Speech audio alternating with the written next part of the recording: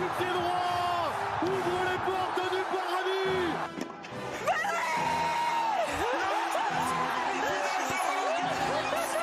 C'est hallucinant, quelle folie.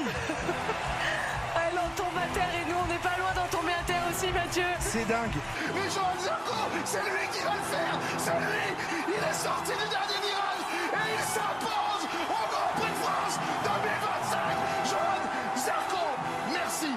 Merci, bravo. Cette fille est immense, Pauline Ferrand-Prévot à 400 mètres, elle savoure. Moment historique. Pauline Ferrand-Prévot remporte le Tour de France 36 ans après Jeannie Longo. Alors Laurent, elle est pas belle la vie. Tout de suite, le Campus Sport Club, 23h minuit, sur Radio Campus Lille.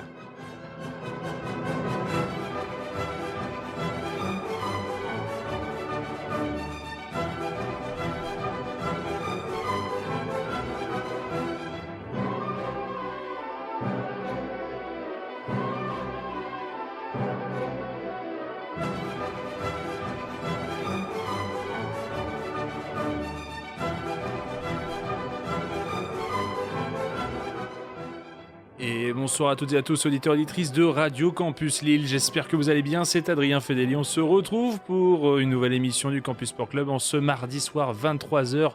Bientôt 2 minutes pétantes. On est ensemble jusqu'à minuit pour revenir sur l'actualité sportive, revenir sur les résultats marquants, les news importantes. Et bien sûr, vous décrypter le reste de l'info sportive. Pour en parler, je ne suis jamais seul. Je vais faire un petit tour de table du soir avec les résistants de cette fin de saison. Là, on a égrené. On en a vu partir certains, on a vu Théo laisser sa chaise de Petit Prince et Mathurin qui est avec nous, qui nous fait le plaisir d'être là ce soir. Comment tu vas ? Ça va très bien, écoute, on est à l'affût des résultats sportifs pour un direct qui s'annonce. Qui s'annonce bien sûr. Alors avec à tes côtés Thibaut qui nous fait aussi le plaisir d'être là, qui commence à être installé aussi en cette fin de saison. Merci Thibaut d'être aussi disponible.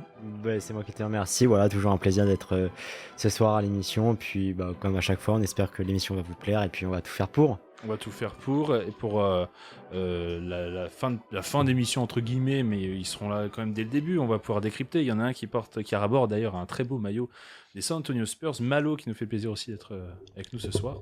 Salut à tous. Et ouais, j'ai toujours un maillot ATM. La dernière fois c'était le LOSC, là c'est les Spurs. C'est vrai, oui. Alors la semaine dernière, c'était un programme spécial sur les injustices, mais il y a 2 semaines, on a eu le temps de faire une spéciale 2 heures avec 1 heure dédiée au LOSC. Et donc monsieur s'était ramené avec un maillot.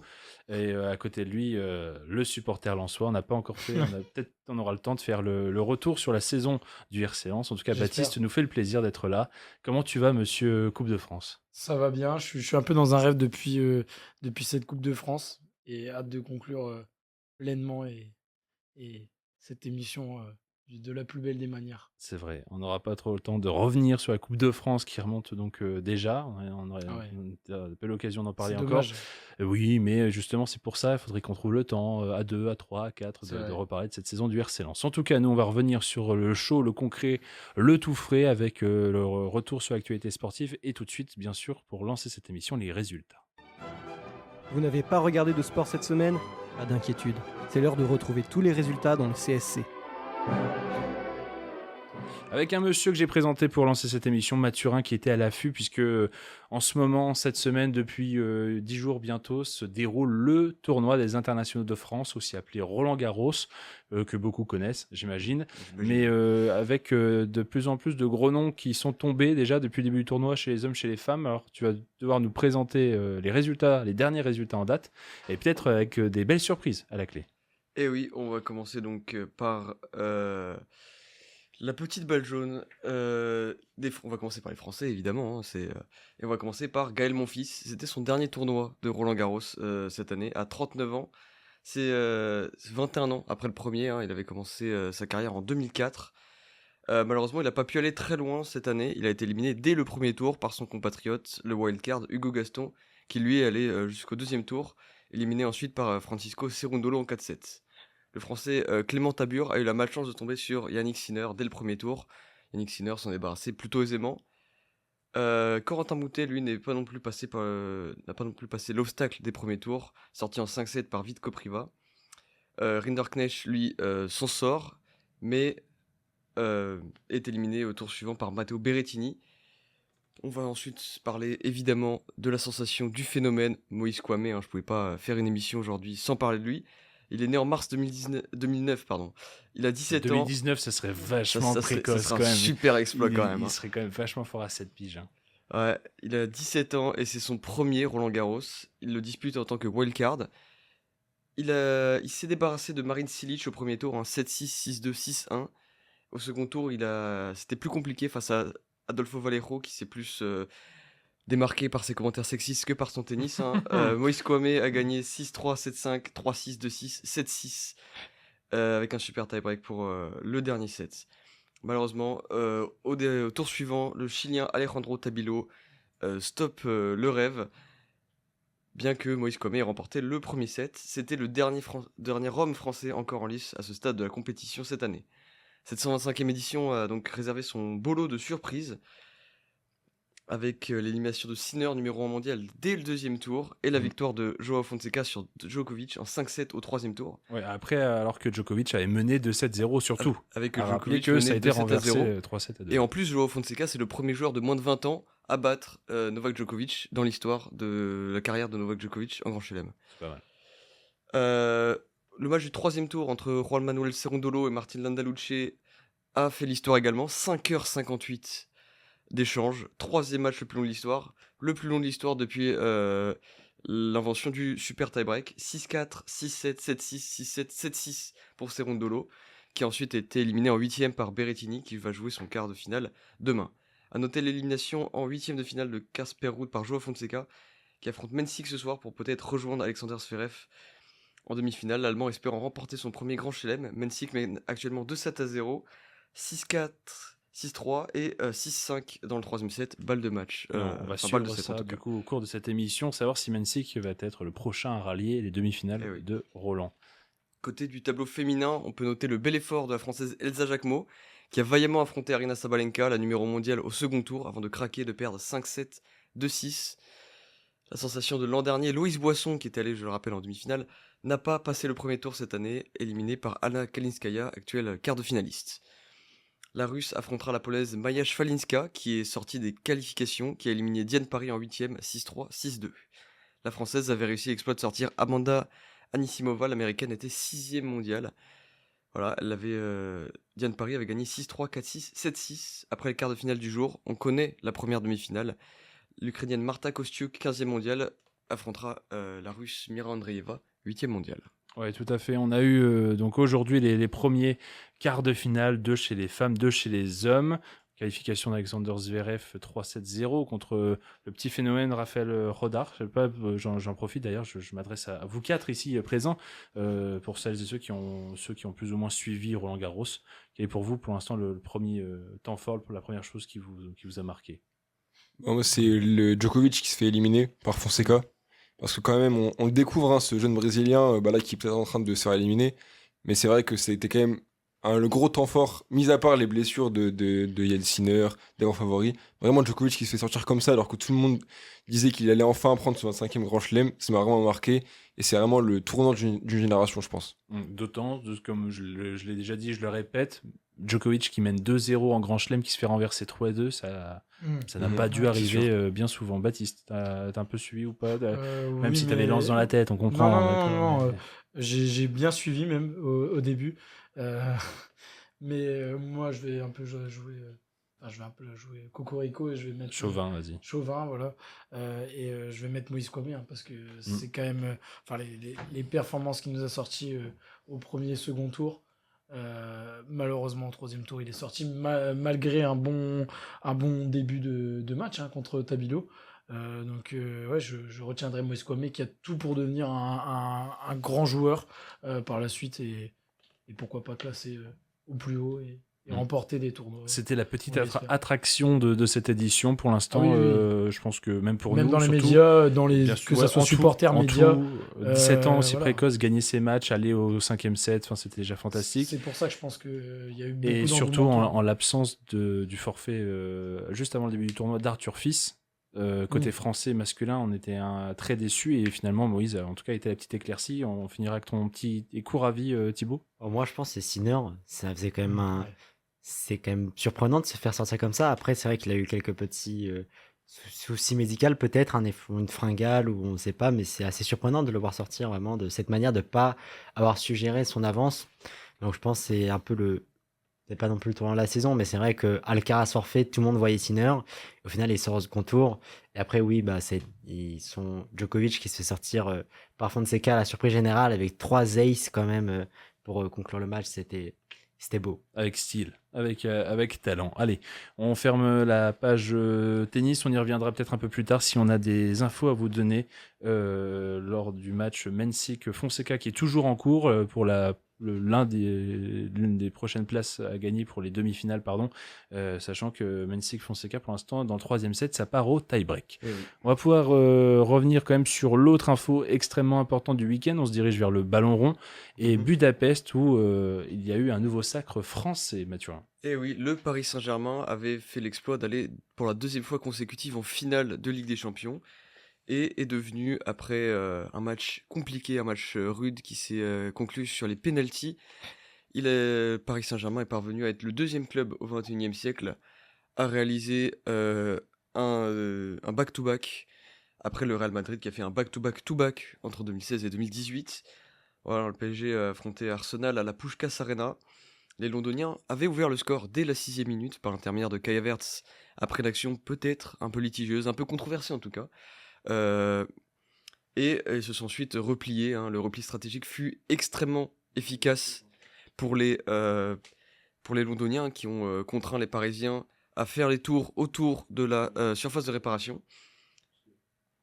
Il va falloir attendre l'heure de jeu et une grosse faute de Christian Mosquera qui a échappé à un 2e carton jaune. Grosse faute dans la surface.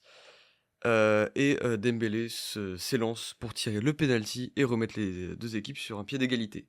Personne n'arrive à se départager ensuite. Au bout des 90 minutes, on part en prolongation. Au bout de 120 minutes, toujours un partout. On part donc au tir au but. Côté parisien, un seul raté, c'est Nuno Mendes, le latéral portugais, qui voit sa frappe repoussée par David Raya. Après, elle était cadrée pourtant. Côté Arsenal, 2 frappes ne voient pas le cadre. Eberechi Eze d'abord, puis sur le dernier penalty du match, l'ancien Lillois Gabriel Magalhaes, qui offre bien malgré lui la Ligue des Champions au Paris Saint-Germain. 2e finale en 20 ans pour Arsenal. 2e défaite alors qu'il menait 1-0 à l'heure de jeu. Et oui, on se rappelle 2006, cette défaite au Stade de France, c'était contre Barcelone, avec l'équipe de Thierry Henry qui avait été renversée par le FC Barcelone donc dans fin de match. Là aussi, on l'a fait courte et simple, mais suffisamment logique. Peut-être aussi au vu du contenu de cette finale et Arsenal qui a tenté quelque chose, qui a tenté... Ils ont mis le bus, tout simplement, il n'y a pas d'autre expression, ils ont mis le bus, c'était la stratégie. Matvei Safonov a eu 0 arrêt à faire, que ce soit sur la séance de tir au but, puisque les deux sont même non cadrés, que ce soit sur le match, puisque à part la frappe d'Havertz qui a fini au fond des filets malgré lui, ça a été, et presque certains observateurs se sont dit la technique, la méthode, le plan de jeu n'était pas si mauvais pour Arsenal par rapport au talent de Paris, mais marqué aussitôt, ça allait presque poser problème ensuite. Franchement, le contraste entre la finale de l'année dernière et cette finale, c'est clair. L'année dernière, on s'ennuie pas et c'est dans tous les sens. Cette année, là, j'ai l'impression de voir un PSG Metz en Ligue 1, quoi. Avec un bloc bas et un PSG qui attaque, qui tourne autour et qui finit par trouver la solution, heureusement. Et oui, Mathurin, c'était Metz. J'avais oublié, Mathurin, que t'étais Messin. Non, mais je m'excuse, j'aurais pu dire PSG Angers aussi. Je pense que c'est un compliment pour Metz d'être comparé le même niveau qu'une équipe en finale de Ligue des Champions. Non, mais oui, si tu parles du plan de jeu, en vrai de vrai, ils ont joué leur football et voilà, leur seule manière de gagner, c'était ça. Ça a failli marcher. Donc, ça aurait pu marcher, ce donc penalty. On peut pas les critiquer sur leur manière de jouer. Une action qui est beaucoup revenue, qui a beaucoup été contestée, surtout du côté londonien. C'est un penalty potentiellement non sifflé sur Eberechi Eze, une faute de Nuno Mendes. Mais il y a 2 mains de Arsenal. Sur l'action, ça aurait été compliqué de revenir sur cette faute. En revoyant plus ou moins l'action depuis le départ, effectivement. Allez, bon, en tout cas, Paris, bravo. 2e étoile, 3e finale de Ligue des Champions. Et du coup, comme Mathurin le précise, c'est la seule équipe avec le Real Madrid de l'ère Ligue des Champions à conserver sa couronne. Toujours dans le football, on revient à du football qui va peut-être faire plaisir à Malo, justement. On va parler un peu de foot français Ligue 1. Un club de Ligue 1, justement, s'est assuré de jouer la saison prochaine toujours en élite. Et oui, l'OGC Nice, après une saison particulièrement compliquée, que ce soit en Europa League où ils ont fini 35e de mémoire, et la Ligue 1 où ça a été très très compliqué jusqu'au ce 0-0 contre Metz qui les envoie en barrage à la dernière journée. L'OGC Nice devait donc affronter l'AS Saint-Etienne pour espérer rester dans l'élite du football français. Le match aller s'est joué donc mardi dernier à Geoffroy-Guichard à Saint-Etienne devant près de 40 000 supporters qui n'en ont pas eu pour leur argent puisque les deux équipes sont reparties sur un score nul et vierge. On a senti que l'enjeu a paralysé les deux équipes au cours du match, proposé un football assez terne. Tout restait à jouer donc au match retour à Nice devant 0 spectateur puisque la préfecture des Alpes-Maritimes avait ordonné le huis clos. Pas de 12e homme donc pour les Niçois, mais la perspective de descendre 2 semaines après une finale de Coupe de France perdue les a sans doute galvanisés. Au début pourtant on craint un remake du match aller avant que Jonathan Klaus, ancien Lensois d'ailleurs, ouvre le score à la 62e. 17 minutes plus tard les Aiglons semblent retomber dans le travers. Penalty transformé par David Tajuli. Heureusement, seulement 2 minutes plus tard, le très jeune Kyle Boudache, franco-algérien formé au club et qui devrait partir à l'Olympique Lyonnais cet été, remet les hommes de Claude Puel devant. S'ensuit un doublé d'Eli Wahi qui scelle l'affaire, victoire niçoise, 4-1 et maintien. Mission réussie pour les coéquipiers de Dante qui après 24 ans de carrière, un court passage au LOSC et 329 matchs à Nice, raccroche les crampons en laissant son club dans l'élite. Il devrait d'ailleurs rejoindre d'ailleurs cet été le Bayern Munich en tant qu'entraîneur des équipes jeunes. Ouais, des U23. Eh oui. T'avais quelque chose à ajouter, pardon. J'avais ajouté que les Stéphanois devront attendre une année de plus pour espérer potentiellement revoir des derbies contre l'OL. Et surtout qu'ils s'étaient manqués eux sur la fin de saison de Ligue 2, ils auraient pu accrocher cette deuxième place et monter directement à la place du Mans, et ils ont fini par perdre pied et perdre des matchs qui leur ont coûté cette place. Et pour finir toujours sur le volet football, un peu de football féminin aussi, on parle justement, tu parles des Stéphanois, je te parle des Lyonnaises, avec le sacre de l'Olympique lyonnais féminin, l'OL Lyon, champion de France pour la 19e fois de son histoire. Les Lyonnaises ont battu 5-0 au Parc OL devant leurs supporters, le Paris FC en finale de la Première Ligue, 5e titre consécutif pour les Lyonnaises qui se sont consolées après avoir perdu quelques jours plus tôt la finale de la Ligue des Champions féminine 4-0 contre Barcelone. C'était du côté de la Norvège, ça avait fait très très mal aux esprits. On reste toujours dans les sports collectifs avec toi Mathurin, ballon rond toujours, mais basket à présent. Eh oui, on va s'intéresser un peu aux finales de conférence NBA. On va commencer par la conférence Est. Les Knicks affrontaient les Cavaliers pour une place en finale pour la première fois depuis 1999 pour New York et pour la première fois depuis 2018 pour Cleveland. Les confrontations ont très vite tourné à l'avantage des Knicks qui remportent la série 4-0, 115-104 pour le premier match après 2 prolongations, 109-93, 121-108 et 130-93 pour le dernier match. Du côté ouest, on retrouvait les San Antonio Spurs qui affrontaient Oklahoma City Thunder pour une place en finale, la première depuis 2014 et leur 5e titre pour les Spurs. OKC, eux, tenant à défendre leur titre champion NBA en 2025, je le rappelle. Après 4 matchs, il y avait 2 partout, 122-115 et 103-82 pour San Antonio, 123-108 et 122-113 pour OKC. Les 2 matchs suivants furent tendus au vu de l'enjeu et la tension ne fit qu'augmenter au fur et à mesure des minutes. 127-114 pour OKC en Game 5, 118-91 en Game 6 pour les Spurs, 3 partout donc après 6 matchs. Ça part en Game 7 pour une place en finale, devant 18 000 personnes à Oklahoma City. Se joue une saison, se joue une vie, mais malgré les 35 points de Shai Gilgeous-Alexander, MVP de la saison, les Thunders ne parviendront pas à défendre leur titre, défait 111-103 par les coéquipiers de Wemby, qui connaissent sa première finale NBA, au grand bonheur de certains, je crois. Ouais, n'est-ce pas, Malo hein. Ah, carrément. Avec ce maillot, donc, avec ce maillot que j'ai à voir fièrement de Victor Wembanyama. Non, mais en tant que Français, en tant que fan de basket, je me suis régalé, quoi. C'est vraiment le Game 7, pardon, c'est les Américains ils disent c'est les 2 plus beaux mots du sport américain. C'est vraiment là que tout se joue. À traduire peut-être pour ceux qui ne parlent pas très bien anglais, match 7, oui. Puisqu'on parle, pour redire, mais pour moi je suis le chieur, je suis le professeur, on va redire qu'en NBA, on décide des séries entre des équipes au meilleur des 7 matchs. Donc si on va jusqu'au 7e match, c'est que le duel est intense, c'est que le duel est beau finalement. C'est ça, c'est les 2 meilleures équipes du monde qui se jouaient là. Et surtout, oui, sur la saison, au vu de la saison, c'était les deux, même c'est les deux du même côté à l'ouest. Donc là, c'était la finale seulement la conférence ouest pour savoir qui allait être le représentant de l'ouest pour la finale NBA. Mais c'était les 2 meilleures équipes de la saison. Sur le papier et sur les effectifs. Et je pense qu'on a simplement vu l'histoire s'écrire sous nos yeux. Hein. On a vu Wembanyama prendre la dimension qu'on lui décrivait au début de sa carrière. On a vu les Spurs, une équipe unie. Il y a 7 joueurs à plus de 10 points dans ce match. Et de l'autre côté, t'as Shai qui est exceptionnel, mais qui est trop seul. Sur ce match-là, qui est beaucoup trop seul sur ce match-là, mais qui met 35 points. Mais franchement, c'est mérité. Hein. Moi, je peux pas dire d'autre grand-chose. Et surtout que le match était de manière très objective, hein, Ouais, on voit. de manière en très note, objective. hein. Et puis surtout, le match était à Oklahoma. Et puis, on sait comment les Game 7 à domicile, c'est dur pour une équipe de gagner qui est à l'extérieur. Donc Oklahoma vraiment, City, un grand bravo aux Spurs et on croise les doigts pour les finales. Hein. Oklahoma City, ouais, qui était en plus champion en titre, hein, et donc tout à fait. Et on pourra finir cette page sport, Mathurin, avec un peu de cyclisme quand même. Allez, on part dans un autre registre donc que le basket avec le Giro d'Italia qui s'est conclu ce dimanche. Le Danois Jonas Vingegaard s'est imposé dès sa première participation à la course. Il devient donc le 8e coureur à remporter les 3 grands tours après donc Tour de France et la Vuelta. Il a remporté 5 des 21 étapes de la course. Le Français Paul Magnier a lui remporté la première étape. Et il en a remporté 3 au total. Et il s'est adjugé au terme du Giro le classement par points et le maillot violet. Le meilleur grimpeur est quant à lui Giulio Ciccone pour la 2e fois de sa carrière sur cette course. A noter l'arrivée du Français Mathis Rondel au port du top 10 général, juste derrière Egan Bernal. Giulio Ciccone, si tu veux pas vexer Pardon, trop pardon, d'Italiens. pardon, Je reviens d'un court séjour romain, je peux me permettre de dire ce Désolé genre à de tous les choses. Italiens. Un beau Giro, Baptiste, je sais pas du tout si toi tu as pris plaisir par contre à suivre ou à regarder un peu ce Giro. Si, j'ai un peu regardé surtout les résumés parce que c'est des longues étapes. Mais oui, Paul Magnier quand même qui est sorti du lot, comme quoi le prénom Paul, ça fonctionne bien en ce moment. En cyclisme surtout. En cyclisme surtout. Mais oui, Paul Magnier impressionnant. Mathis Rondel, je pense moi je l'attendais quand même un peu top 10.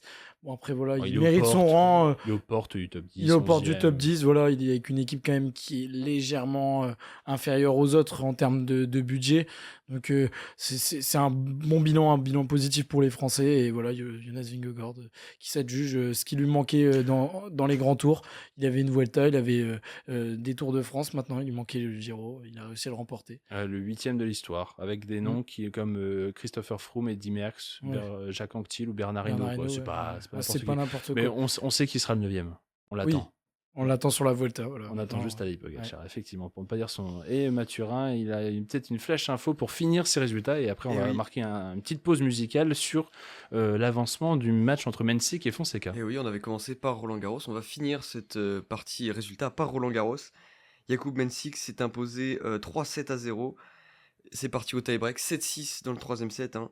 7-3 dans le tie-break. Voilà. Super, voilà. Donc on aura une première affiche déjà connue, demi-finale homme, Alexander Zverev contre Jakub Mensik. Exactement, 2e mondial contre 27e mondial. Ouais, et 3e mondial plutôt contre... il est tête de série numéro 2. Excusez-moi, 3e mondial, tête de série numéro 2. Carlos Alcaraz malheureusement n'est pas là, mais... oui, excusez-moi. Mais quand même. Et donc Alexander Zverev, deux géants qui seront face à face l'un de l'autre, un peu à l'image de Victor Wembanyama et personne d'autre, puisque c'est lui le plus grand. Allez, on marque une première pause musicale ce soir. On est de toute façon dans Roland Garros, où je suis pas allé chercher très très loin. On est toujours à compter les années, les mois, les jours depuis le dernier sacre de Yannick Noah. Mais Yannick Noah, il nous a quand même lâché aussi quelques petites musiques sympas, donc j'en profite. Vous l'entendez, Yannick Noah, on court. Dans 3 minutes, on se retrouve pour la suite de cette émission. À tout de suite. Ouais, on s'arrête et on danse. On va s'arrêter là, Yannick Noah. Merci beaucoup. Non, je regarde. Il chante pas trop mal. Heureusement. Yannick Noah, on court. C'était à l'instant sur Radio Campus Lille 106,6. On est toujours dans le Campus Sport Club. On va pouvoir poursuivre lentement mais sûrement cette émission après les résultats et de riches résultats. On attaque avec les traditionnelles news. Thibaut qui s'y colle juste après le jingle. Votre dose d'actualité sportive, c'est tout de suite dans le Campus Sport Club. Avec de l'actualité toujours riche, toujours sympa, qui concerne pas mal aussi notre région, puisque notre région a du talent ou n'en a plus. Ça dépend le point de vue, puisque le talent est en train de partir du côté du LOSC et du RC Lens. Tu peux nous faire le point, Thibaut, s'il te plaît? On va commencer par le LOSC, puisqu'on est à Lille.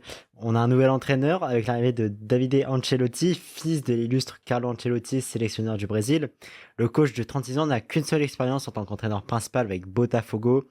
En 5 mois, il a remporté 15 matchs, réalisé 10 nuls et s'est incliné à 8 reprises avant que John Textor ne s'en sépare. L'Italien a beaucoup d'expérience dans le staff de son père. Il est nommé premier adjoint du Bayern Munich en 2016-2017 sous son père, puis il reste dans le staff de Carlo à Naples, à Everton puis au Real Madrid entre 2018 et 2025. Le nouvel entraîneur lillois connaît la Ligue 1 et notamment le Paris Saint-Germain puisqu'il a été préparateur physique quand son père était sur le banc parisien entre 2011 et 2013.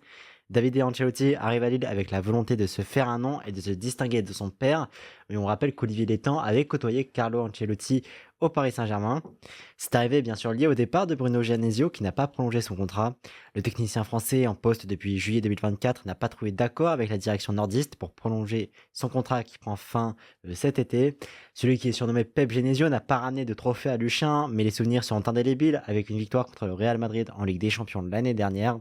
En 2 ans, il a placé le LOSC 5e puis 3e de Ligue 1, assurant une qualification directe pour la Ligue des Champions 26-27 aux côtés des Lensois. Au total, en 99 matchs, il aura mené les Dogs à la victoire à 50 reprises pour 19 nuls et 30 défaites. Bruno Genesio est annoncé avec insistance du côté de Marseille. Alors, puisque tu parlais de talent dans la région du Nord, on va aller un peu plus au sud, il me semble, avec le RC Lens. Tu vois juste, c'est bien le Pas-de-Calais, c'est bien au sud. Baptiste est là pour en attester. Eh bien, c'est Adrien Thomasson qui ne sera plus sans et hors la saison prochaine. Le milieu de terrain a choisi de ne pas prolonger son contrat avec les Artésiens pour rejoindre le Stade Rennais, qualifié pour la Ligue Europa. Avec le club breton, le joueur de 32 ans a signé un contrat s'étendant jusqu'en 2029, donc il aura 36 ans. En Bretagne, il retrouvera un certain Franck Hayes, mais aussi Arnaud Pouille, ancien directeur général du RC Lens, aujourd'hui président exécutif à Rennes. Adrien Thomasson était lensois depuis janvier 2023 où il avait été acheté à Strasbourg pour 3,9 millions d'euros. En 150 matchs, il a inscrit 15 buts et a délivré 26 passes décisives. On se souviendra bien sûr de son but égalisateur face à Arsenal dans un Bollard en feu pour le retour de la Ligue des Champions en septembre 2022. Cette année, Pierre Sage l'avait replacé à un poste un peu plus axial, mais il restait une pierre angulaire du jeu lensois. Le technicien l'avait intronisé vice-capitaine derrière Florian Sotoka en s'envolant pour Rennes à 32 ans, l'ancien Nantais va sûrement écrire l'une des dernières pages de sa carrière. On espère qu'il ne va pas emmener trop de Lensois puisque Malançard, en fin de contrat cet été, pourrait le suivre entre Lens et Rennes. Un autre Lensois qui lui est sur le banc, c'est Pierre Sage qui pourrait quitter son poste tout simplement pour rejoindre Crystal Palace. Tout simplement, il a ouvert la porte à son avenir après la finale de Coupe de France. Il laisse le président des 100 et or, Joseph Ourgourlian, a déclaré à propos de la concurrence des clubs anglais que ces gens savent qu'on ne fera pas de folie et qu'on ne se mettra pas à payer des salaires qui ne correspondent pas à ce qu'on s'est fixé au niveau du club. Donc voilà, petit avis. Pour vous, parmi entre les départs de Thomasson, Pierre Sage et un potentiel départ de Pierre Sage, le départ de Genesio, le potentiel départ de Sage et le départ de Thomasson, pour vous, est-ce qu'il y en a un qui vous marque plus ? Peut-être Baptiste avec le départ de Thomasson. Est-ce que tu étais là, toi, lors de ce match contre Arsenal? Tu étais au stade? Oui, j'étais au stade. Bien. On en a déjà parlé. Et c'était exceptionnel. Oui. Surtout cette reprise de volée, elle est limpide. Et voilà, ça me donne encore des frissons. C'était vraiment beau. Non, mais Eli Wahi qui avait marqué le but. Oui, Eli Wahi qui avait marqué. Oui, mais je remets aussi le couteau dans la plaie. Mais j'aime pas Eli Wahi, donc je préfère ne pas m'attarder sur ce joueur. C'est pour que peut-être celles et ceux qui s'en souvenaient plus, je puisse. Allez, je l'ai titillé un petit peu comme ça avec. Tu diras beaucoup d'amis lensois, c'est dommage. La lettre de Proust. Non, mais pour répondre à ta question. Thomasson, c'est une perte bien sûr, mais ça fait longtemps qu'il était là, donc c'était sûr qu'au bout d'un moment il allait partir. Moi je suis plus étonné par Pierre Sage. Ça fait seulement un an qu'il est là, il vient de gagner la Coupe de France. Je trouve que ces déclarations, elles étaient un peu douteuses ces dernières semaines, voilà, où il laissait entendre que c'était possible, puis après en disant non, qu'il partirait pas. Donc c'est pas encore acté, mais c'est un peu hasardeux. Ouais, là il y a des négociations du coup avec Crystal Palace et Crystal Palace veut directement négocier avec Lens selon l'équipe. Donc à voir si ça va vraiment aboutir. Moi je trouve ça dommage de partir honnêtement à Crystal Palace s'il y va, même si c'est pour découvrir la première ligue dans un club qui plus est à remporter la conférence League. Je trouverais ça dommage sachant qu'on vient d'être qualifié en Ligue des Champions.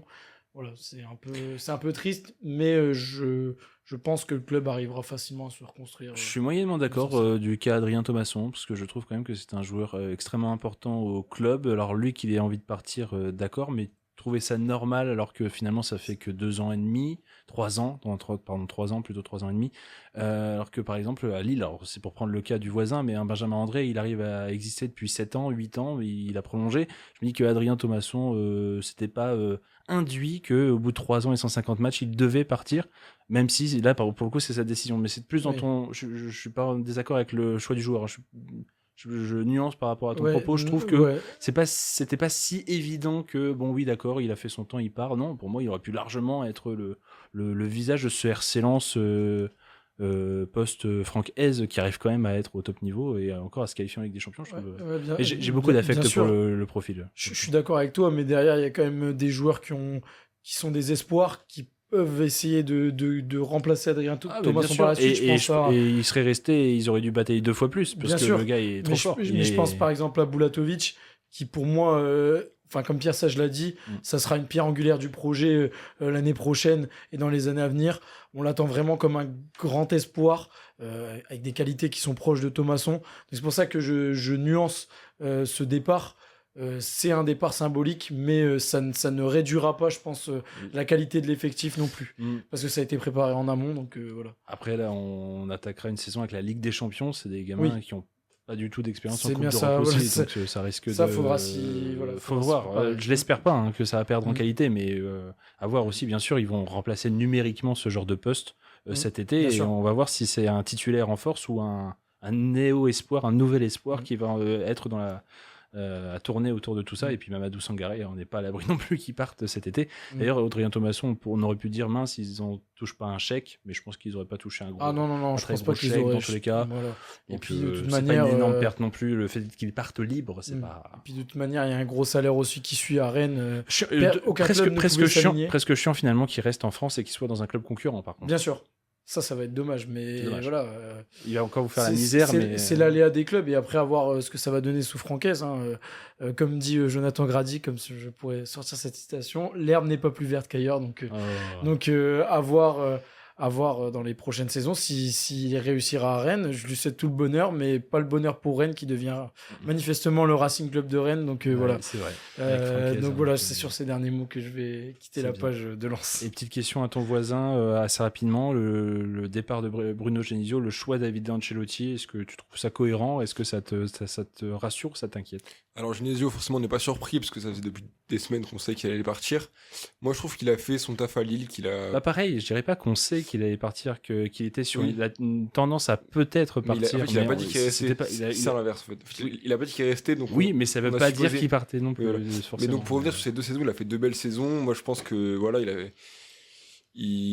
a fait ce qu'il avait à faire à Lille, et c'est pas des conneries qui partent. Très Et bien. pour parler de David Ancelotti, voilà, en fait, on sait pas trop sur ce mec, mais il peut que avoir appris de son père, et moi j'ai confiance en lui. Et Toi, tu crois au gène? moi je Tu crois crois, à la voilà. Et transmission. puis je vois un autre côté aussi, qui les gens pensent peut-être pas forcément, mais il peut nous ramener des petits pépites brésiliennes, des petits cracks brésiliens du championnat s'il a des contacts un peu. Pourquoi pas nous ramener des mini Hendrik ou des mini. À savoir que du coup, peut-être que Thibaut, tu me rejoindras, ce que a expliqué aussi Olivier Létang, et par rapport à la situation de David Ancelotti, il ne sera pas de suite avec le groupe lillois, loin de là. Oui, parce qu'il fait la Coupe du Monde, c'est vrai. Il est toujours sous contrat avec la fédération oui. brésilienne, puisqu'il est aux côtés de son père, donc Carlo Ancelotti, et ça voudrait dire que la reprise, entre guillemets, des Lillois et le début de saison au 1er juillet, on pourrait se faire sans David Ancelotti du tout. Et ça veut dire qu'il va pas forcément participer à la construction de l'équipe aussi. Tu veux dire pour le mercato Pour le mercato. Alors oui, le mercato il dure jusqu'au 31 août, on n'est pas non plus et peut-être Mais qu'il a quand même le temps de bouquiner 2-3 profils et de trouver des Brésiliens par exemple. Mais c'est sûr que ça sera peut-être pas si évident que ça. Ouais, c'est ça. Surtout pour gérer les éventuelles premières grosses offres qui vont tomber pour certains joueurs, et je pense à Ayoub Bouhadi par exemple. Toujours dans l'actualité sportive et footballistique, Thibaut, tu as quelques news qui concernent nos défenseurs centraux internationaux français qui se sont réunis à Clairefontaine maintenant en vue de préparer le mondial, et deux nouvelles semi-inquiétantes quand même. On va commencer par la moins inquiétante, enfin la plus logique, c'est celle du départ d'Ibrahima Konaté de Liverpool. Et il était arrivé dans la ville des Beatles en 2021 en provenance de Leipzig. Il a disputé 183 matchs avec les Reds, dont 154 avec Virgil van Dijk, ce qui fait tout simplement avec Van Dijk, c'est les 2 joueurs qui ont le plus joué ensemble pour les Reds. Aux côtés du vice-ballon d'or 2019, il a progressé pour atteindre le Graal et la sélection en bleu en juin 2022. À 27 ans, le défenseur attire l'œil du Bayern Munich, mais aussi du Real Madrid. Cependant, voilà, il y a toujours Bayern Munich, Real Madrid aussi qui est de plus en plus annoncé en force. Fabrizio Romano a annoncé qu'un accord était proche. Alors si Fabrizio le dit, alors... Voilà, donc à voir, mais c'est quand même un défenseur central d'un calibre international qui est maintenant libre. Maintenant, un autre défenseur central qui, lui, c'est un peu plus inquiétant, c'est William Saliba. Alors, champion d'Angleterre et vice-champion d'Europe avec Arsenal. Il a été touché au dos lors de la finale perdue face au Paris Saint-Germain. Il a passé des examens hier pour déterminer son indisponibilité. Alors, il n'y a pas de blessures qui ont été annoncées, mais c'est une surveillance accrue du staff médical des Bleus qui va s'opérer pour lui dans les prochains jours. Très Donc, bien. on n'espère pas d'absence Oh. pour blessure. On va surveiller tout ça. Et donc, Ibrahima Konaté, qui avait plutôt été relégué sur le banc dans le 11 de départ de Didier Deschamps, puisque c'était la paire de charnière centrale Dayot Upamecano, William Saliba, qui était installé ces derniers temps, pourrait quand même lui aussi, mine de rien, voilà, de manière à en profiter et peut-être, Dans les si on matchs doit de soulager, préparation. voilà, si on doit surtout soulager William Saliba en prépa et peut-être dès le début de la phase de groupe, Ibrahima Konaté pourrait aussi avoir quelque chose à jouer là-dedans. Et on finira avec une autre info pour refaire plaisir à Malo, décidément, puisque de toute façon, après Malo, il en parlera encore un peu de basket. On traverse l'Atlantique avec des mots de NBA. Oui, Victor Wembanyama a été élu MVP, donc Most Valuable Player, donc meilleur joueur de la finale de conférence Ouest entre San Antonio et Oklahoma. Le Français a récolté les 9 voix du jury composé de journalistes dans la série qui aura duré 7 matchs, comme l'a rappelé Mathurin. L'ancien de Nanterre aura dominé son rival et MVP de la saison régulière, Shai Gilgeous-Alexander. Le pivot des Spurs a même concédé que voir le titre de MVP être donné au meneur arrière canadien d'Oklahoma l'a motivé. Dans la finale de conférence Ouest, ce qu'on peut considérer comme le plus petit match du Frenchie est la rencontre 5 où il a inscrit 20 points, réalisé 6 rebonds et donné une passe décisive. Il rejoint Jalen Brunson des New York Knicks, titré comme MVP de la finale à l'Est dans une série où New York a balayé Cleveland 4 matchs à 0. Ouais, c'était évident côté de l'Est. Et on va en reparler juste après. Encore un tout petit peu de ces Spurs de San Antonio, décidément. On va prendre quelques minutes et on n'en aura plus beaucoup avant de marquer une deuxième pause ce soir. Petit point mini-débat du coup, bilan. Toujours un peu de football quand même. C'est l'occasion avec le sacre du Paris Saint-Germain en Ligue des Champions de faire un petit point rapide bilan des clubs français en Coupe d'Europe. On aime bien toujours à la fin de la saison de faire le bilan, le point UEFA. Est-ce qu'on va descendre? Est-ce qu'on va perdre des places? Est-ce qu'on est en danger? Et pour le coup, cette année, il y a de quoi dire. C'est vraiment les opposés. J'ai l'impression, j'ai envie de dire, les opposés entre les chokes, entre les résultats médiocres qu'on attendait, hein, pour ne pas citer l'OGC Nice, par exemple. Et à l'inverse, le sacre du Paris Saint-Germain, qui est quand même quelque chose de fantastique, où même si le dernier match, on peut avoir des regrets, la demi-finale, mine de rien, de Ligue Conférence de Strasbourg. Qu'est-ce que vous retenez, vous, chacun, un peu de ce bilan? Comment vous le jugez globalement, sans faire du cas par cas spécialement, de nos clubs français? On avait 7 clubs français engagés en Coupe d'Europe cette saison. Alors moi, je mettrais un B plutôt. Au vu de la saison entière, j'ai peut-être une note de B, parce que bon, il y a des très bons résultats comme Paris, il y a des très très mauvais résultats comme Nice, des résultats décevants comme Marseille aussi. Monaco, ils auraient peut-être pu faire un peu mieux, mais bon, ils se sont retrouvés contre Paris en 16e. En 16e barrage, en sortie de phase de Ligue des Champions, tombé au tirage au sort contre le Paris Saint-Germain, qui donc les a éliminés forcément pour aller en finale. Pareil pour le LOSC, ils sortent en 8e, on pourrait se dire qu'ils auraient pu aller plus loin, mais ils sortent contre qui? Ils sortent contre Aston Villa, qui finit champion. Lyon, c'est dommage, parce que le Celta, c'était un adversaire à la hauteur. Ils n'ont pas su jouer leur match. Pareil pour Strasbourg, hein, ils auraient pu aller en finale contre Crystal Palace. Le Rayo Vallecano était plus qu'à la hauteur, je pense, au vu de ce qu'avait proposé Strasbourg. Donc pour moi, Strasbourg est une déception cette saison, même s'ils ont fait une demi-finale. Oh, d'accord. Est-ce que vous rejoignez ça là-dessus, Strasbourg? Moi, je suis assez d'accord. Pas sur Strasbourg, forcément. Moi, je mettrais du coup dans les deux camps, Paris, Strasbourg et Lyon en saison réussie plutôt. Ouais. En saison réussie européenne. Putain, ça dure. Moi, je trouve pas Mais Lyon. plutôt Nice, Lille et Marseille. Dans saison ratée. C'est dur, moi je trouve, de mettre Lyon dans une réussite Lyon, parmi quand les même, clubs champions. En fait, c'est frustrant, je trouve. Le résultat face à Vigo, c'est frustrant. Mais sur le papier, enfin, moi, je mettrais pas sur le papier. Justement, tu vois la rencontre, tu dis pas Lyon est favori face à Vigo. Puis Celta, ils vont en demi, hein, voilà, il me semble. ouais, je crois qu'ils vont en demi. Oui, mais normalement, c'est Lyon qui aurait dû être en demi-finaliste. C'est ça qu'il faut aussi bien sûr, comprendre mais derrière. je trouve qu'on dévalorise un peu le Celta Vigo, parce que pour moi, ils étaient favoris avant la rencontre. Celta Vigo favori avant la rencontre? Oui, pour moi, ils étaient favoris. Ah oui, d'accord. Okay. Mais Bon, connaissant les clubs français, on sait très bien que enfin, face aux grands championnats européens, on ne rivalise pas. À l'heure actuelle, à part le PSG qui est bien au-dessus et qui est dans une galaxie, je pense, avec peut-être ça se touche avec le Bayern Munich, mais c'est les deux seuls clubs qui sont vraiment au-dessus. Mais derrière, dans les autres clubs français, ça n'a pas le niveau des autres championnats européens. Je suis pas déçu par Lyon, je trouve ça frustrant. Le résultat. Je suis pas à dire que c'est une réussite, tu vois. Je n'irai pas jusqu'à, je dirais que c'est mitigé peut-être au mieux, mais j'irai pas à dire que c'est bien. Le problème, c'est que je pense qu'on en a parce que tu trop peux fait. finir premier de phase de Ligue, d'accord, mais on voit que dans cette nouvelle formule de Coupe d'Europe, tu peux finir 24e de ta phase de Ligue et finir vainqueur, donc ça ne veut pas dire grand-chose, mais du coup, finir premier, nous prouver que, et pour moi, c'est un échec, c'est loupé contre Vigo. Qui avait un match, qui avait des barrages avant, qui avait un calendrier plus lourd, plus chargé, l'effectif lyonnais était rodé, était bon, ils avançaient favoris, moi je trouve que quand même ils étaient favoris, les codes des bookmakers, tout le monde, les spécialistes disaient quand même qu'avoir le match retour en plus à domicile à Lyon, tu ne pouvais pas spécialement te louper contre le Celta Vigo, qui avait été adversaire de Lille, je crois, en phase de Ligue. C'est possible. Ouais, ils avaient perdu là-bas, je crois. Oui, c'est possible. Donc quand même équipe chiante, mais de là à perdre la double confrontation, je trouve que c'est plus un aveu d'échec sur le moment, évidemment. Même si Vigo va très loin derrière, mais normalement c'est Lyon qui doit avoir ce chemin-là et qui avait un chemin tout tracé pour aller demi-finaliste ou finaliste. Et puis pour revenir globalement, c'est vrai que si le PSG n'est pas là, le coefficient UEFA il chute quand même. C'est un peu l'arbre qui cache la forêt, le PSG. On va pas aller dans les calculs, il faudrait faire une émission sur le coefficient. Et puis on parle de la Ligue 1, tout ça, mais voilà, donc à part le PSG. Mais après, on parle de la première ligue qui s'affaiblit, on dit qu'elle s'affaiblit. Là, on a 3 clubs anglais en finale, dont 2 qui prennent des Coupes d'Europe et un qui a failli prendre la troisième Coupe d'Europe. Moi, je suis pas spécialement d'accord avec les gens qui disent que la première ligue s'affaiblit en Coupe d'Europe. Voilà. C'est juste que il y a toujours des clubs pour justement vouloir battre ces mecs-là, ces clubs-là, parce que c'est les plus forts.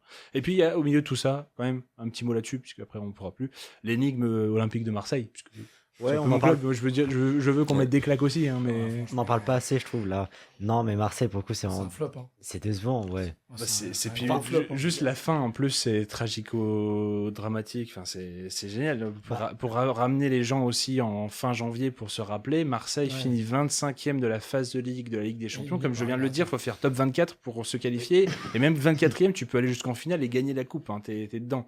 Marseille fait 25e sur un but concédé dans un autre match alors que le sien était déjà fini à la 90 plus 8 par la tête d'un gardien sur le dernier coup de pied arrêté, alors que Marseille de son côté du coup s'est fait éliminer la différence de but en prenant 3-0 à Bruges.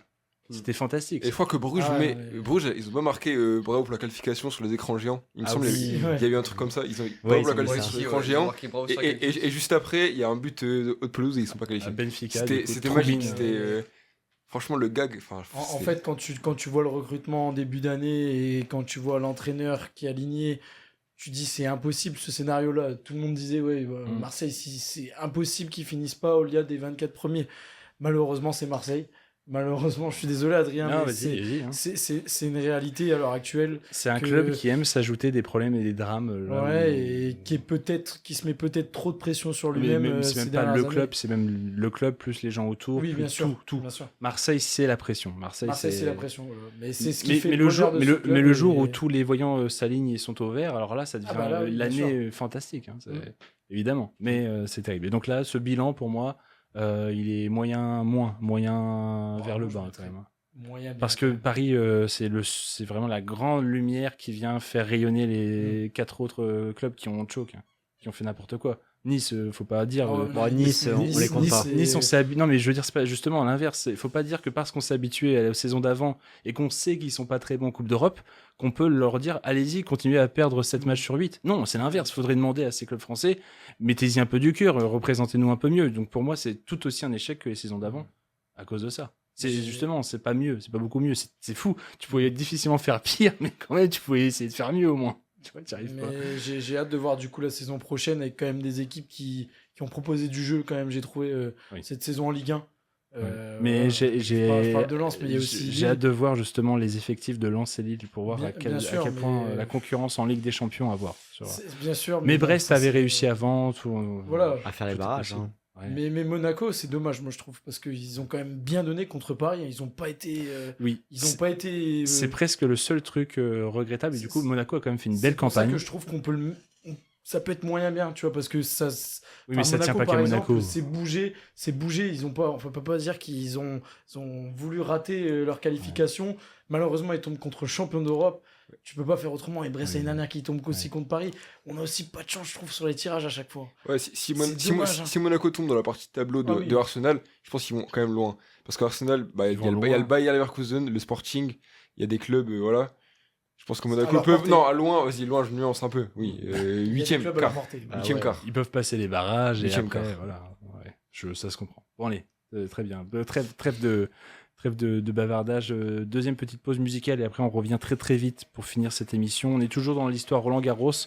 Un petit coup de Martin Solveig aussi, j'aime bien, un peu DJ le soir. Rappelez-vous quand même que quand ce son est sorti en 2012, il est allé tourner justement le clip sur le cours de Roland-Garros, sur le cours Philippe Chatrier, entre des matchs avec Novak Djokovic en invité, c'est assez sympa.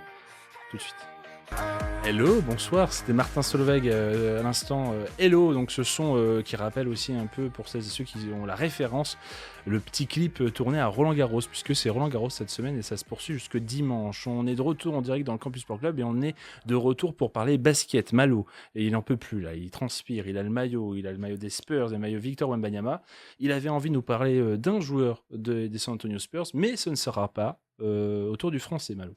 Et oui, on a tous suivi la victoire des San Antonio Spurs samedi dernier face à Oklahoma City Thunder et leur qualification pour les finales NBA. Et j'avais envie, dans cette chronique, de rendre hommage à un joueur qui a tout connu avec cette franchise, qui était là dans les mauvais moments les plus difficiles, avant même l'arrivée de Wemby, et qui symbolise à lui seul le renouveau de la franchise, après avoir été élu meilleur 6e homme de l'année. Est-ce que vous l'avez autour de la table ? C'est un ancien vraiment de la franchise, un ailier américain. C'est Keldon Johnson. Ils sont tous à la ramasse, Malo. Mais c'est un peu niche quand même. Hein. Mais raconte-nous du coup. Keldon on veut savoir Johnson. qui c'est. Mais qui est ce mec ? Il est drafté par les Spurs en 2019, époque où l'équipe était en pleine reconstruction, après la meilleure période de son histoire qui lui a valu 5 titres en 15 ans. Les départs à la retraite de légendes comme Tim Duncan, Tony Parker, Manu Ginobili ont marqué la fin de cette ère de succès et les Spurs cherchent un nouveau souffle.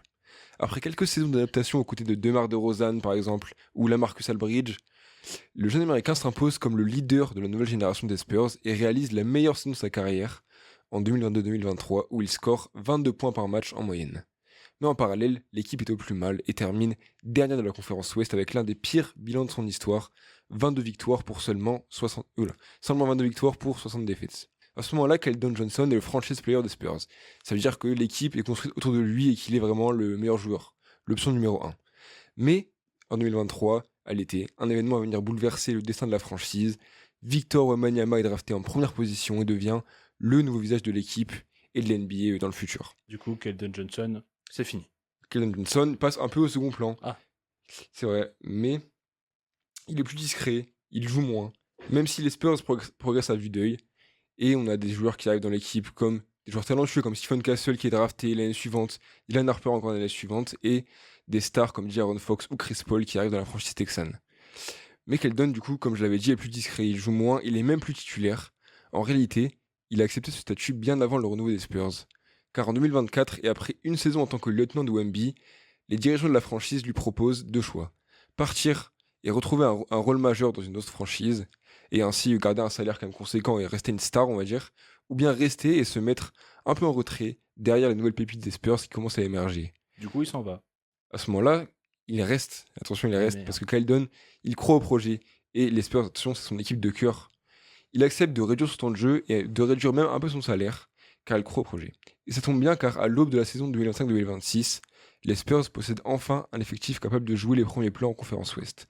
Keldon ne figure pas parmi les titulaires, mais joue son rôle de super sub à fond, en apportant toute son explosivité sur l'aide de l'attaque. Il tourne à 13 points et 5 rebonds de moyenne pour seulement 23 minutes de temps de jeu, donc c'est vraiment pas beaucoup par match, avec un taux de réussite au tir de 51,9%. Il termine fort la saison avec une série impressionnante de 12 matchs d'affilée à plus de 10 points, toujours avec un temps de jeu réduit.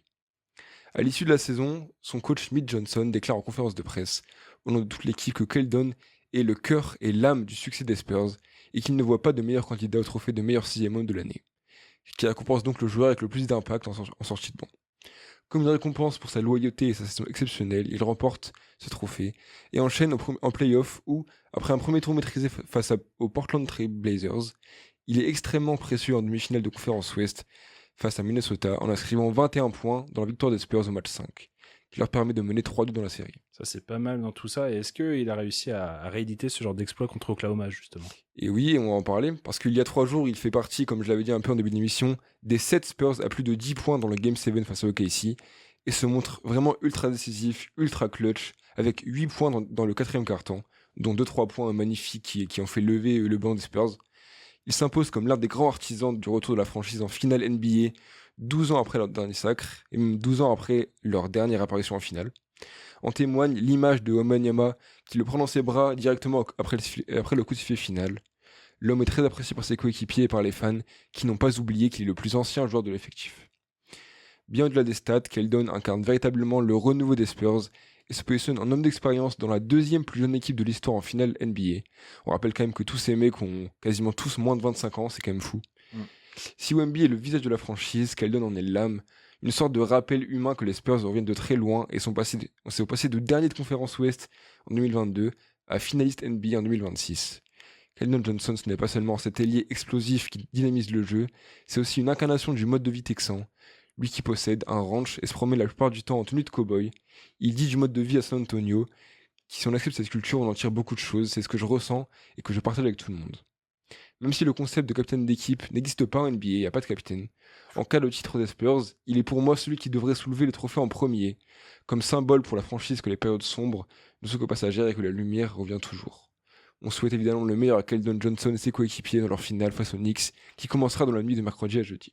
On souhaite surtout bonne chance aussi à Keldon Johnson et Victor Wembanyama. Bien sûr. Je suis pas objectif, mais... Ouais, non, mais un petit peu, voilà. Je leur souhaite bonne chance et on sait qui je supporte, quoi. Tu l'as dans la peau, tu l'as sur la peau même. C'est ça. Coup. Merci pour ce petit portrait. Keldon Johnson, donc meilleur 6e homme de la saison NBA, pas seulement de l'équipe des Spurs, c'est même à l'échelle de toute la NBA et c'est une distinction qui compte beaucoup. Au moins vous saurez maintenant qui est ce mec. Voilà, donc à la prochaine question, vous répondez tous Keldon Johnson. Je ferai un quiz en fin d'année. C'est ça. On attaque vraiment les dernières minutes, le rush final de cette émission avec Baptiste qui attendait sagement son tour avec les immanquables tout de suite après un mini-jingle. Pas au courant du programme sportif de la fin de semaine, on vous résume tout dans le Campus Sport Club. Oui, il y en a des choses à dire, on reste quand même avec le show, j'ai fait les musiques sur ce thème, on a démarré l'émission par ça, on va parler de petites balles jaunes évidemment. Bah oui, de la terre battue et une petite balle jaune. Les quarts de finale de Roland-Garros se poursuivent avec 3 Italiens au programme. Le premier choc, un duel 100% transalpin, opposera Matteo Berrettini, donc 105e à l'ATP, au tombeur de Frances Tiafoe, Matteo Arnaldi, qui est lui 104e. Donc un choc qui est proche entre deux joueurs classés au même endroit. Et le plus Frenchy des Canadiens, Félix Auger-Aliassime, tête de série numéro 4, affrontera Flavio Cobolli, tête de série numéro 10. Chez les dames, la tête de série numéro 22, Anna Kalinskaya, se confrontera à la tombeuse de Diane Paris, la polonaise Maja Szwalinska. Et puis la grande favorite et numéro 1 mondiale, Aryna Zabalenka, se frottera à la tête de série numéro 25, Diana Schneider. Le reste des matchs seront à suivre sur France 3 et France TV Sport. Bien sûr, le dernier match, donc la Night Session, sera sur Amazon Prime Video. Et les demi-finales auront lieu vendredi entre Zverev et Mensik chez les hommes et Kostiuk et Andreeva chez les femmes. Et pour savoir qui remportera le fameux trophée convoité, il faudra attendre samedi pour les femmes et dimanche pour les hommes. Dans la nuit de mercredi à jeudi à 2h30, vous pourrez visionner, comme nous l'avons rappelé pendant toute cette émission, le premier match de la finale NBA. Elle verra s'affronter les gagnants de la conférence Ouest, les Spurs de San Antonio, et les gagnants de la conférence Est, les Knicks de New York. Mais non, c'est étonnant. C'est fou. C'est étonnant, on l'a rappelé, je pense, 15 fois. C'est à San Antonio au TNT Center que débutera le bal. Les autres rencontres auront lieu samedi et mardi, toujours à 2h30. Les matchs 3 et 4 se dérouleront au Madison Square Garden. Pour ceux qui ont pris leur place en avion, vous avez de la chance. Notre Français Victor Wembanyama tentera de remporter le premier grand trophée majeur de sa grande carrière. Et toutes les rencontres seront transmises sur Amazon Prime Video. Il faut être abonné à Amazon Prime. beIN Sport rediffusera quand même des matchs des finals, mais les lendemains à chaque fois midi. Oui, c'est ce que j'ai cru lire. Du coup. Oui. Toujours en basket, mais cette fois-ci dans l'Hexagone. Vous pourrez visionner dès demain la suite des demi-finales des playoffs de Betclic Elite. Après avoir remporté son premier match, Monaco recevra Nanterre mercredi à 20h pour poursuivre sa série. Cholet se déplacera à Paris jeudi à 20h. Et les dernières rencontres pour déterminer les finalistes se dérouleront samedi à 17h entre Nanterre et Monaco, puis dimanche à 19h entre Cholet et Paris. L'intégralité des matchs sera diffusée sur DAZN. On y Et revient toujours, là, j'ai envie de dire. Après le basket, on parle de l'autre ballon, star du moment, le ballon rond. Le Avec ballon toi. rond sur pelouse. Le coup d'envoi de la Coupe du Monde, c'est pour très bientôt. On est déjà en appétit. Mais on vous propose d'abord, pour attendre, de suivre les matchs de préparation de l'équipe de France. Nos Bleus affronteront la Côte d'Ivoire, donc Deliwai, comme on en a parlé, C'est vrai. jeudi à 21h10, et l'Irlande du Nord le lundi suivant à 21h10 également. Les deux rencontres seront diffusées en clair sur TF1. Les champions d'Europe espagnols recevront l'Irak jeudi à 21h. Diffusion sur l'équipe Play Foot. Les tenants du titre, l'Argentine, les Argentins affronteront le Honduras dans la nuit de samedi à dimanche à 2h. Rencontre à suivre aussi sur l'équipe Live Foot pour ceux qui sont encore éveillés. On rappellera aussi, bien sûr, match contre la Côte d'Ivoire à Nantes, à la Beaujoire, Ouais. et match surtout contre l'Irlande du Nord, juste à côté, à quelques hectomètres d'ici, au stade Pierre-Mauroy de Villeneuve-d'Ascq. Ouais, donc, Quand même, pour celles et ceux qui donc voudraient si jamais, quoi, qui voudraient. deux rencontres proches quand même, enfin une rencontre plus proche que l'autre Ouais. d'ici, mais J'y serai en Irlande, contre l'Irlande du Nord, c'est pour ça. bon, on espère quelques commentaires. Mathurin aussi y sera. Eh oui, j'y serai On aussi. commentera d'ailleurs la rencontre là-bas en On fera direct, bien sûr. Voilà, on sera placera en Marc Breton et direct. Lisa Razou. Exactement. Suivez-nous sur TF1 et TF1+. Ensuite, vous pourrez suivre aussi du rugby avec le multiplex de la dernière journée du top 14. Le leader Toulouse se déplacera au Racing 92. Une autre rencontre intéressante à visionner entre Bordeaux-Bègles et Clermont, donc 6e et 8e, séparés de 2 points au classement. Donc ça sera très important, bien sûr, pour le haut du tableau. En bas du tableau, le suspense est déjà un peu mort hein, avec la relégation directe de Montauban et le barrage de maintien promis à Perpignan. Voilà, donc haut de tableau plutôt entre Bordeaux-Bègles et Clermont. À suivre aussi La Rochelle hein, qui peut s'immiscer dans les dernières places. Et on aura l'ultime répétition générale avant la grande boucle qui se jouera sur les routes de l'historique Critérium du Dauphiné, qui se réinvente cette année avec une nouvelle appellation de prestige, le Tour Auvergne-Rhône-Alpes 2026. C'est un peu long. Du beau monde dans la start-list avec la présence du crack français Paul Sexas, bien sûr, le vainqueur de Paris-Roubaix Wout van Aert ou encore le portugais Joao Almeida. Il faudra suivre la première étape de montagne entre Visil et Saint-Ismier dimanche avec 3 cols de 2e catégorie et un col de première catégorie. Une autre étape à suivre pour départager les favoris sera l'arrivée au sommet du Grand Colombier, col mythique du Tour, donc samedi. Les étapes seront à suivre bien sûr sur France TV Sport. Donc du beau programme sportif en cette fin de semaine et puis le début de semaine prochaine. C'est vrai. Et à noter aussi la belle parenthèse avec le retour de la Formule 1, le Oui, Grand bien Prix sûr. de Le Grand Prix de Monaco, Monaco, ce week-end, 83e édition, sera à suivre sur les antennes de Canal et le Grand Prix sur Canal+, tout simplement, prévu dimanche à 15h. Merci Baptiste pour les avocats, merci Malo pour aussi ce petit point basket. Tu nous as bien mis dedans hein, avec les Spurs en Ah inté. voilà, je vous ai un peu hypé, j'espère, sur le match. On va devoir rester éveillé à Pour les cause de insomniaques. toi. Merci Thibaut, merci Mathurin aussi pour les news et les résultats. Le Campus Sport Club vous donne rendez-vous la semaine prochaine, même heure, 23h minuit pour une nouvelle émission. On vous laisse avec les musiques de la nuit. Et d'ici là, moi je vous dis portez-vous bien. Bye bye tout le monde.